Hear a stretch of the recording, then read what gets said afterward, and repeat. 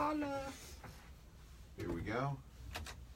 Welcome back to the 101, the small business and entrepreneurial show in Columbus.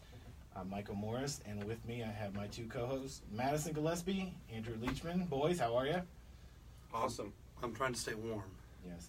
Well, you guys both came back. Andrew, I don't know what you were doing because you went to Chicago. I don't know why you go to one of the coldest places on the planet in wintertime. Yeah, I really don't have an answer for that. Yeah, I looked on your Snapchat. There's nothing you can say out loud about what you did. Yeah, I mean, you'd walk outside and feel like you're getting punched in the face with the wind coming off the lake there. I was thinking it was like negative 15, negative 20 at some points. It sure felt like it too.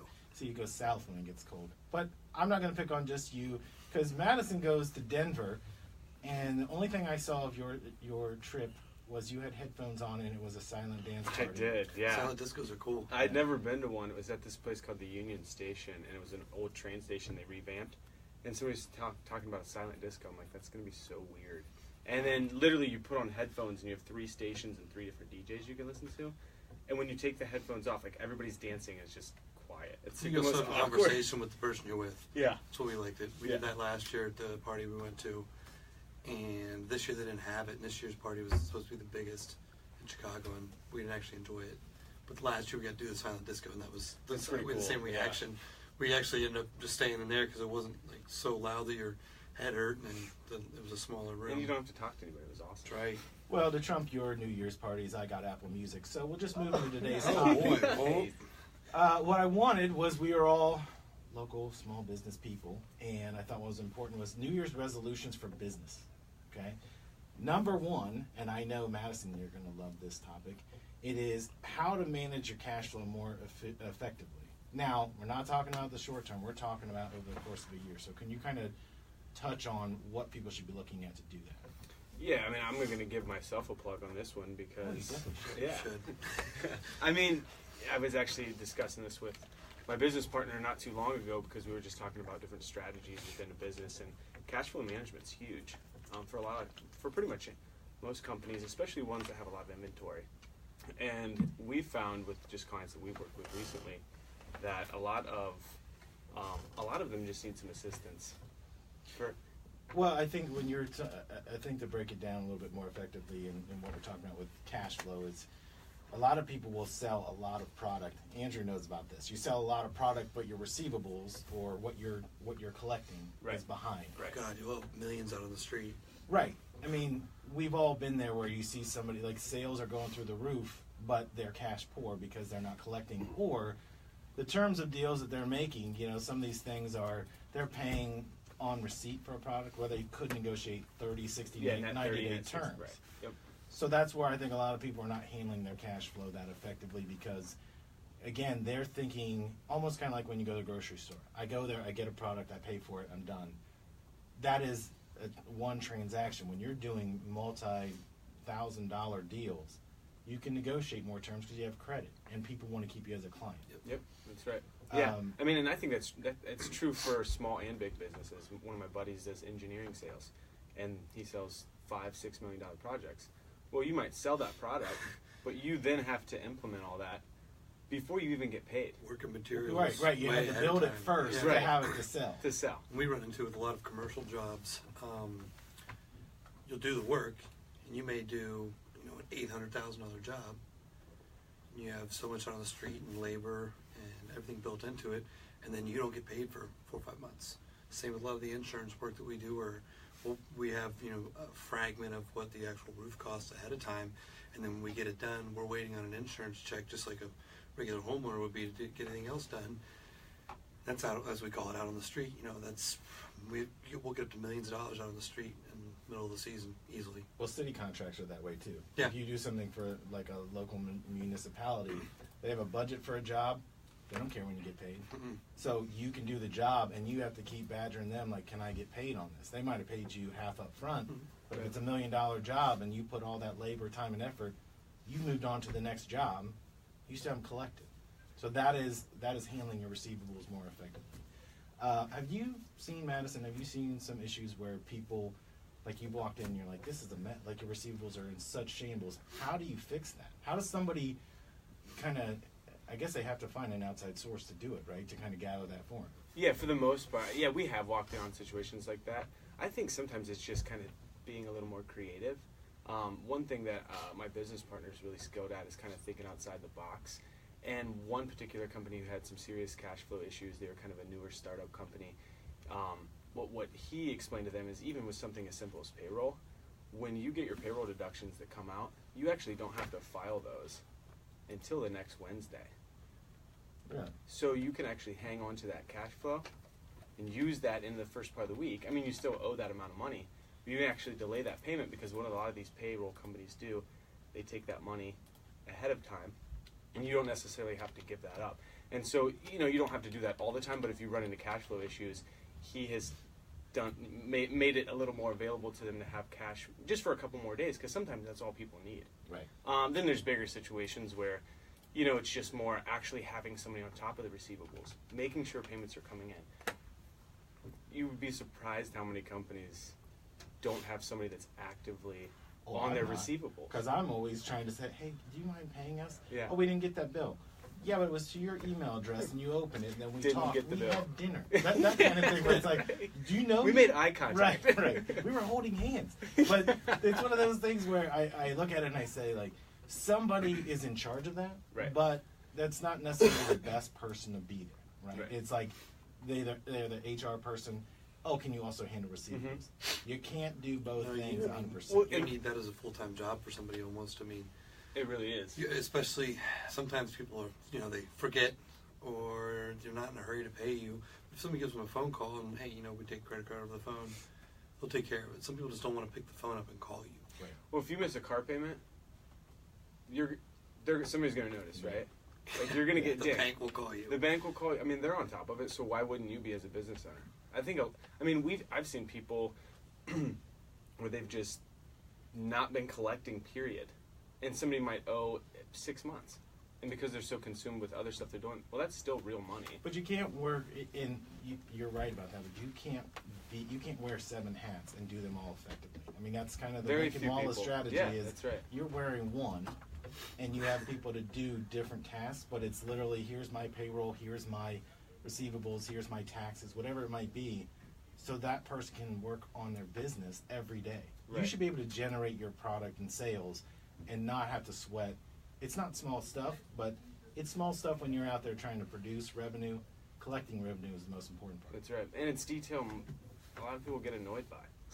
You know, I mean, it is collecting money, but at the same time, they're looking at growing their business because they got into opening up an ice cream shop because that's what they're into. You know what I mean? A lot What's of the it. revenue in an ice cream shop? Oh, you're just using that as an example? Yeah. Okay. It's a negative 11 ounce. I mean, I've experienced that where you've got 1 or 2 guys trying to run what 13 or 14 people are doing in an entire office, and then trying to also do your job Right. on the side. So it definitely impacts their effectiveness, and then it just undermines the entire company when you don't. I mean, that just goes back to, yeah, you should have somebody collecting cash flow, but as well, you shouldn't be having to worry about it if you're trying to sell or build revenue, build the business, kind of taking time away from something that's incredibly valuable too. All right, so we've hammered that to death. I think. I mean, that's an important thing. We're going to talk about that many times throughout Right. 2018. But the key is you got to get your money, right? So that's the most effective way to operate your business. Get your money, and Madison will call people for you, or we'll send Mandrew over there. That's right. Boo Andrew. The second piece of this, improve your digital presence. So in terms of that, I think a lot of it is kind of like what we're doing right now. We have a radio show going. We're on Facebook Live right now. And you guys are coming from 2 different backgrounds, but we all kind of work in a similar pace. What do you see? I know, Andrew, you're huge in social media. What do you see as the most effective things in digital? Well, I think you you need to know the platform you're using and what actually is good on that. For instance, if you're using Instagram, I think sometimes people can be a little too wordy, use too much words in the description. You got to try to catch somebody's attention with the picture. I had some success this summer with just a picture of somebody holding hail from the stuff that fell in, I think it was in Hilliard. And then I put, a little bit of just a concise message on that. But, Instagram, you get people that post way too much information there and then people tune out. Snapchat, I haven't really used Snapchat for what I do much than just kind of being subliminal with what I'm doing if I'm on a roof or that I'm working, and that it lets people know that what I'm doing and that I'm on roofs and I'm inspecting roofs in an area. And then Facebook's couple different ways where you can be a little bit more wordy with what you're talking about if you're using a status, but you can also kind of privately message people or go that route if you have some sort of connections or you have a lot of people that follow you or respect you. Well, I think the key to this is it all comes back to, and Madison will love this, the key in any advertising or any promotion you do is to keep it simple, but it has to be significant. So to your point, when someone gets 25,000 words to say, this is me in a picture doing this, no one's going to read all that. Nobody cares. Right. So it's a simple rule of 3.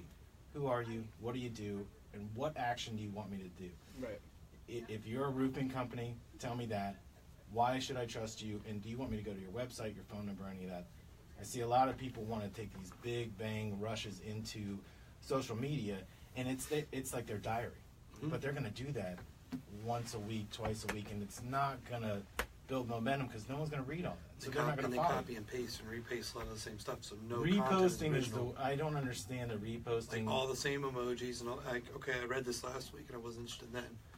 So you Right. see a lot of, Yeah, I mean, you'll see a lot of people on Instagram That was with the boring big long then. like Thank you for carrying it over. like the It Fit wraps and like a lot of those other companies, and they'll literally, it's something they post like 3 days ago, and they have plenty of people that follow them, and one person's liked it. Well, it loses all meaning. But and People again, can't like grasp, or I don't know why people can't grasp it, like likes and views, and they can't actually read the analytics of their own posts. I mean, I look at it as a different side. I mean, Andrew's spot on, but the way I dealt with digital was completely different because there's so many elements to it, and most people don't even know how they work, how to reach people properly. Most of it, Facebook kind of does a push and click to branch out and reach Right. all these people, but there's so much involved, and a lot of people just throw money at it because they know that they have to have digital, but their creative sucks. They don't have a call to action. what's the way that people it's- did the newspaper back in the 70s and Sure. 80s? I'm doing Facebook because another guy I know that does what I do is doing Facebook.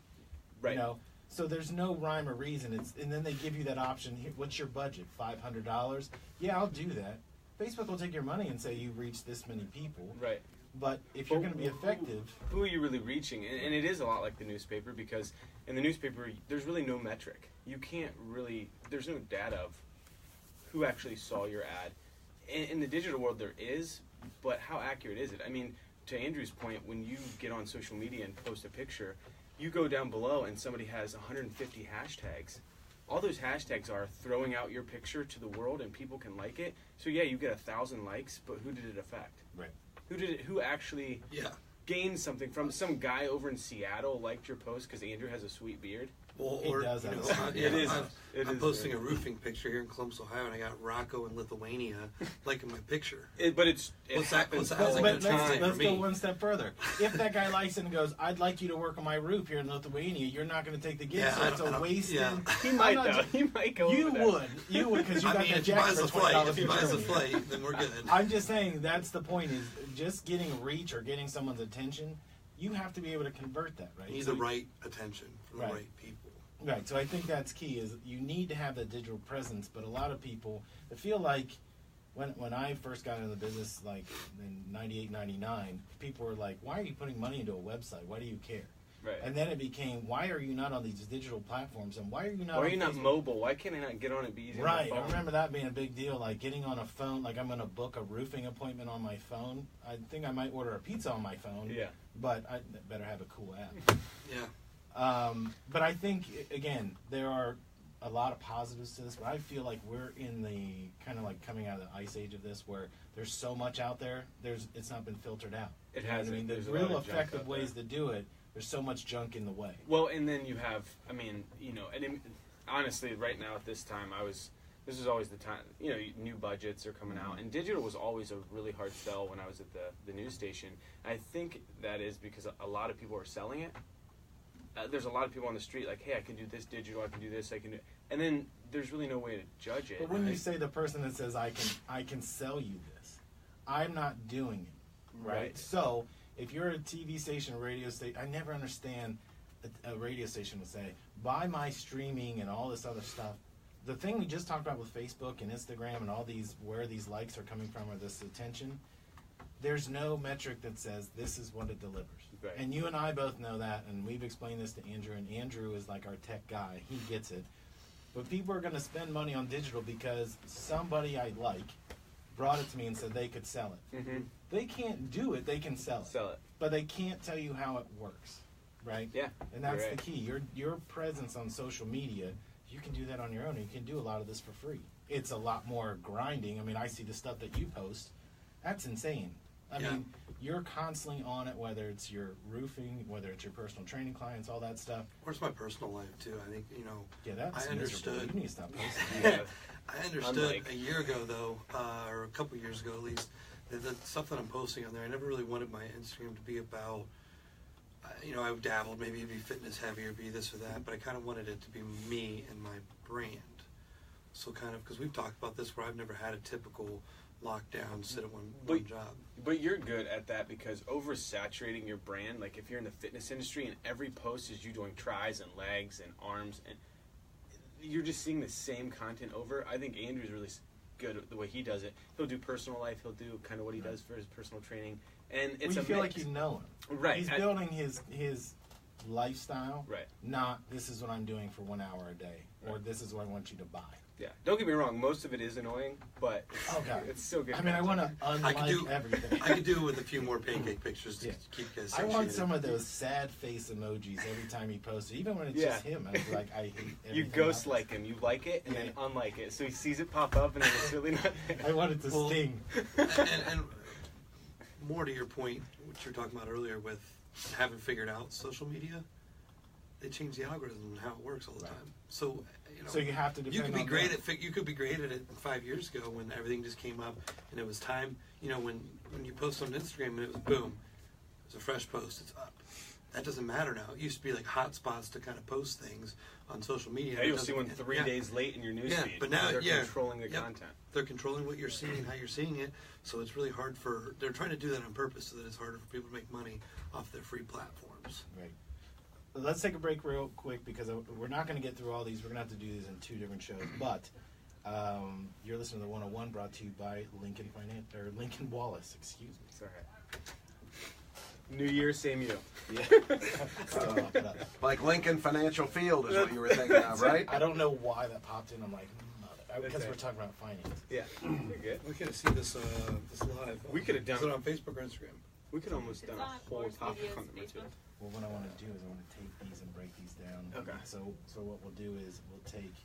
I really want to go into the whole digital strategies, how Yeah. people want to tell you all this bullshit. It's like I get an ad or I get an email every Tuesday at 2 a.m. from Leeds Local, the movie theater thing. Mm-hmm. Why are you sending me an automated thing at 2 a.m.? First of all, I know you didn't send it as a sales rep, and you're sending it, and I'm like, fuck, it's more annoying, right? It's annoying, yeah, So because set your time email to come out at 9 a.m. or Yeah. 10 o'clock and somebody's actually reading it. Yeah. But we're not going to trash these. We're going to go back and we're going to open this all up because I want you to actually talk about if we go into cash flow, what are the steps, right? What do you guys do? So it's like a testimonial book, Right. Right. But maybe, and this is a big topic, like you said, year round. Maybe we could, I think quarterly we should do it. yeah. Where are you at quarterly? And maybe we get into it where I actually could bring in some examples of stuff. Yeah, we've like done if for you could people. white paper that Yeah. thing where you bring it in, you go, this is an example. It could be this is somebody. They don't even name the state, but this is where they were at, Yep. and here's what we did. But you have to look at this stuff every day, every week, every month, because if you're not doing that, I'm not saying you have to drill down every single day, but there's a point where if you didn't look at it for a week, something big could have happened. Could have happened. Well, and once you get to that 3-week span in the month, as a business owner, you're kind of like, okay. Third week of the month, I'm insane. Yeah, you're like, I got to make sure all this shit's paid. Right. Get my money. Yeah, absolutely. Yep. Okay, we're gonna come back and we're gonna go on networking. Okay. If that goes another like 7 minutes or whatever, we'll be done. Right. Yeah, perfect. So we'll Yeah. move on to the next show. Yeah. Cool. Okay. Ready? Andrew. Yep. Make sure Andrew's ready. Good. He's He's, tweeting. he's I'm watching. post- He's watching himself on Facebook. No, I'm posting.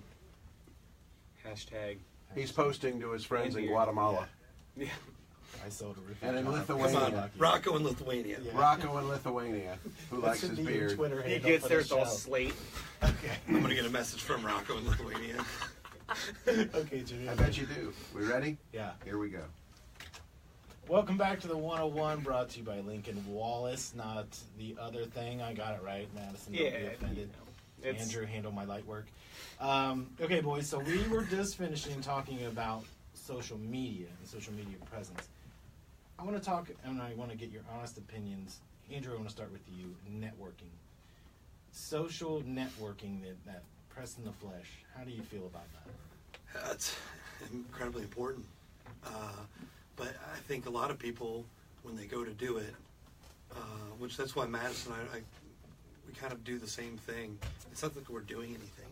It's that you just connect with people and kind of let them know who you are, what you do, and the first thing is they may have something a need that you can help them with, and they don't even know it. Or you may know somebody. And like I said, one of my nicknames is I know a guy, and sometimes the best way to connect with somebody is go ahead and have a little faith in them and do them a favor if they need it without them asking. Just getting out there and meeting people and be a genuinely good person. And they may not even be something that you network with that you end up needing or knowing that you're going to need them until years down the road. But now you have an established relationship with somebody. If they're a good person and you trust them, why not? Madison? Yeah. I mean, networking is something that I think it's the most powerful form of sales. From strictly a sales perspective, but I've actually been pretty successful in the networking that I've done, and that's kind of why I did pretty well over at NBC. And what I kind of realized early on was that the two keys to really networking are listening and follow-up. And if you are networking with somebody and you truly, genuinely listen to what they're telling you, because like all entrepreneurs or business owners or really anybody in a networking opportunity, they kind of want to tell you why they're there and what they're doing. And if you listen to that and give them time, then you can give your elevator pitch to them, and now they're invested in you. And then you follow up on that. If it's something that lines up where you can actually help each other and co-create together, then that's kind of where it branches off. And I mean, that's kind of how me and Andrew met. And then I met Andrew, I met you, we're here. It's just creating a pipeline and actually genuinely wanting to further that relationship for the right reasons. And a lot of times what I'll do is, after I meet somebody, I'll just shoot them a quick call. Hey, it was great meeting you. Would love to catch up. Even if we're not going to benefit each other in that moment or in that 6 months, whatever it is, you're creating a platform for people to know who you are, to know what you do, and you never know where that's going to take you. Right. Well, that's the key, is that a lot of networking, when I see all these networking seminars that go on, but they're all people that are going because they want something. Mhm. Right? Like, I want you to do Do what this I want for to my do. And company. they don't waste any time telling you that. Like they're on you like Right. a dog in heat. Hey, you need this thing that I have, and it's like, bro, I don't even know your name. Yeah. Whereas in this situation, this all came about, like, Madison, I had heard your name for a long time. We never met, and then Andrew happened to know you, but he wasn't saying your name. He was describing who you were, and I thought, yeah, we'll meet it, because we'll meet anybody at least once. And Right. then, but You'll like give anybody a shot. Yeah, and then after 5-10 minutes, I'm like, I wish I could He's like throw annoying. this person Yeah. off the edge of the earth. I thought he was a chick. Yeah, well, that was the thing. I'm like, I'll meet Madison. She sounds beautiful. But when we met, we had so many things in common. But again, I just wanted you to tell me a story. I always tell people, just tell me the story, because I'm going to learn what you need, and it may not work. It may not. It may produce nothing. But the whole point in networking is to build this base where somebody, you may not do business with them, but they might know 10 people that have a need for your service. Yeah, and you were so spot on with going to these networking events. Everybody wants something when they're going there. And I'll be honest with you, some of these chambers that I've been to, a lot of it is just people showing up, burning time, never really doing anything Having together. too many business cards. Too many You've done business it now. You've got them on the chambers. Never get out of this rabbit hole. Yeah, I feel like we didn't have this before. We got interrupted because someone was trying to steal our seat at Starbucks. But Yep. yeah, That's the right. chamber organizations, those are my favorite, because everybody floods those things, and I never see any connections that come out of it. You know, Yep. and it's always like, do you want to go to this event? And they publicize it, and so it's well attended. But Well, or just knowing your clients. I mean, for an example, I was at a chamber and I met two people that work at Costco, and they were trying to sell me on a Costco membership when I'm there promoting my accounting and business technologies company, and it wasn't really relevant to me. Why don't you ask me maybe with some of my accounts that I have, if I have, do they want one? Does their company want one? Could they benefit by saving money on supplies? So she was approaching me as a person to get one Costco membership.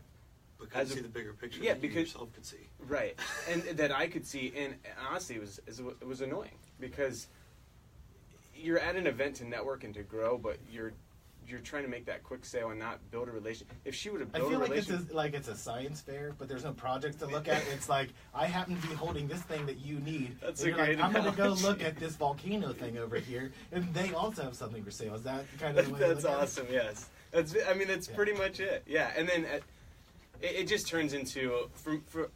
I think they're really beneficial, and I've gone and listened. You know, most of the speakers that are there are successful business people that can give you great insight and you can learn from them. But as far as the networking aspect, I think there could be a lot of improvement. I think the same thing kind of goes sometimes about regular networking events that people put on. Yeah, They end up just wasting a bunch of business cards. Nobody really ever gets a hold of you because you have such a limited amount of time. I think, obviously the best way to network is just organically, like we were talking about, how you just meet people and make connection and imprint on them and let them know who you are, what you can do, and you find out who they are. And, you never know where it's going to go. It never hurts if somebody's a good person, nice person that you may want to get into business with later in life. Yeah, see, I hate paper. So when someone hands me their business card, that's why little Ray is in the corner, and I'm like, hey, will you take that? Because one, I'm not going to keep it. I can tell you that right now. All I need is your cell phone number, and that's your business card. It is. I know Yep. your face. I got your number. I stored it, and I can even take a picture with my phone. There's your face, and then I don't store need what you. company they're from. Boom, boom. But Save I've it. walked out of there where I have 12 business cards where I'm literally, it's not to be mean, it's like, I really don't Right. like paper, so stop handing it to me. And then I go home and lay them on my desk in the office, and I'm like, I'm never going to do anything with this. Plus, anymore text messaging is, I don't want to say it's the new email, but the majority of the clients I've worked with at the station that I work with now, most of it's done through text anyway. Right. And to get somebody's business card and then go in and email them, there are times to do that, don't get me wrong, I still do that all the time, but to just shoot a quick text, hey, it was great meeting you today, we should, I've got a meeting tomorrow morning. It was set up on a text that I've sent 12 emails to the guy. He texted me. You know what I mean? Yeah. So it was faster. So the pace of this is so much better. If you start with a business card, no, toss it away, Yep. Boys, we're going to have to pick this up to do the second half of these. If you're on Facebook, you're going to see us jump right back into this. If not, we will see you next Sunday. You've been listening to the 101, brought to you by Lincoln Wallace. Happy New Year.